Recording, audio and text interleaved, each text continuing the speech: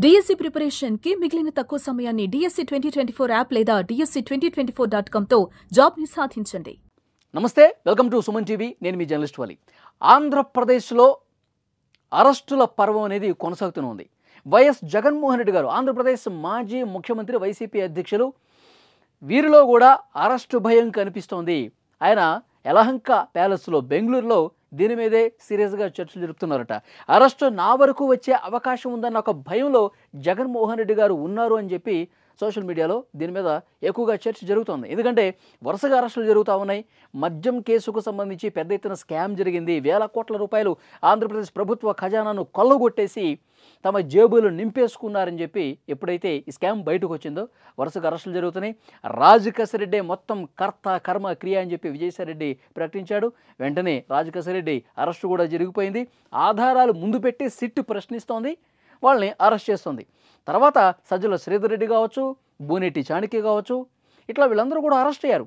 జగన్మోహన్ రెడ్డి గారికి అత్యంత సన్నిహితంగా ఉన్నవాళ్ళు, సీఎంఓ ఆఫీసులో ఉన్నవాళ్ళు, జగన్మోహన్ రెడ్డి గారికి కార్యదర్శిగా పనిచేసినటువంటి ధనంజయ రెడ్డి కావచ్చు, తర్వాత అత్యంత ముఖ్యులు జగన్మోహన్ రెడ్డి గారికి ఓఎస్డీగా పనిచేసినటువంటి కృష్ణమోహన్ రెడ్డి, అలాగే భారతీ సిమెంట్స్లో పూర్తికాలపు డైరెక్టర్గా చేసిన గోవిందప్ప బాలాజీ, వీళ్ళు చాలా సన్నిహితంగా జగన్మోహన్ రెడ్డి గారికి, భారతీ గారికి సన్నిహితంగా ఉంటారు. అంటే ఆంధ్రప్రదేశ్ ప్రభుత్వ హయాంలో జరిగినటువంటి అన్ని విషయాలకు సంబంధించి సమగ్రమైనటువంటి సమాచారం, ఏం స్కామ్ జరిగింది, ఎట్లా జరిగింది, ఆ స్కామ్ రూపొందించడం ఏంటి, అంతిమంగా డబ్బులు ఎవరికి వెళ్ళినాయి, ఏ అకౌంట్కి తరలించారు, అన్నీ కూడా వీళ్ళందరికీ బాగా తెలుసు అనమాట. అందుకే వీళ్ళు అరెస్ట్ ఎక్కడైపోతామని చెప్పి ముందుగానే హైకోర్టుకి, సుప్రీంకోర్టుకి వెళ్ళారు. ముందస్తు బెయిల్ ఇవ్వాలని అన్నారు. కానీ సుప్రీంకోర్టు కాదు, హైకోర్టు కాదు, ఏ కోర్టు అయినా సరే ఆధారాలు కనిపిస్తున్నాయి, ప్రాథమిక సమాచారం కనిపిస్తుంది, స్కామ్ జరిగిందని చెప్పి చాలా క్లియర్గా ఇక్కడ డీటెయిల్స్ కనిపిస్తున్నాయి, మీకు ముందస్తు బెయిల్ ఇవ్వలేమని చెప్పి చాలా కరాఖండిగా సుప్రీంకోర్టు కూడా చెప్పిన పరిస్థితి మనం చూసాం.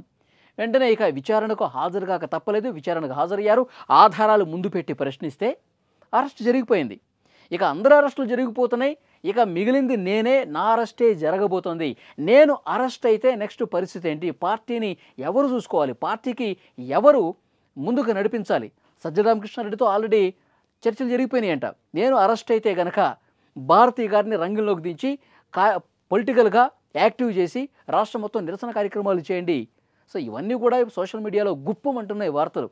అరెస్టు జరిగే అవకాశం ఉందని చెప్పి పెద్ద ఎత్తున చర్చ జరుగుతోంది. నిజంగా అరెస్టు జరిగితే పరిణామాలు ఏ విధంగా ఉంటాయి, నిజంగా ఆంధ్రప్రదేశ్లో పెద్ద ఎత్తున మద్యం కుంభకోణం జరిగిందని చెప్పి మీరేమైనా భావిస్తున్నారా? కామెంట్ రూపంలో తెలియజేయండి. Thank you very much.